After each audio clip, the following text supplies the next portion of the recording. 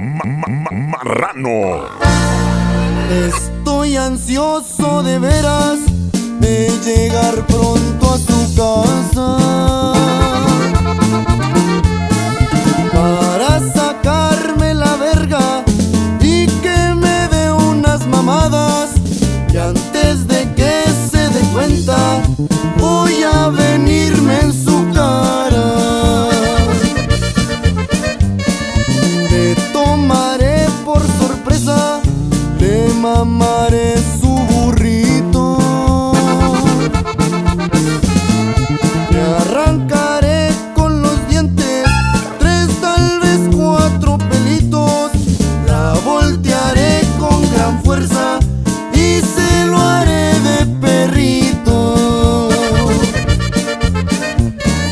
Me ha pasado alguna vez que hasta la he hecho llorar, pero me encanta meterla y se tiene que aguantar. Al fin y al cabo le gusta. La he escuchado murmurar que si ella pierde mi verga no quedará que mamar.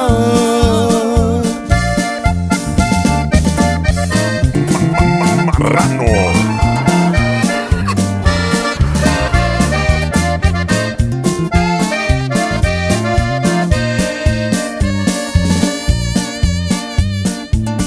Yo soy el ansioso de mamarte todo el oso, de chiquitearte el chicloso.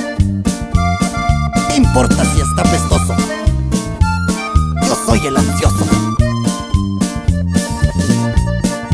Pondré mi verga en sus tetas para una puñeta rusa,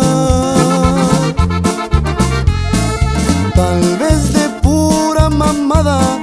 Pongo en su cara mi truza y eso no más pa' hostigarla, porque sé que no le gusta. Daré un pellizco que duela, voy a morderle la espalda, la meteré por el culo aunque me salga con caca. Le dejaré por completo todas aguadas las nalgas. De su sala a la cocina, ya está en el cuarto de atrás, también en su lavadora y en la mesa de billar. Voy a dejársela ir toda, pues traigo fuerzas de más. Y si entre más se queja,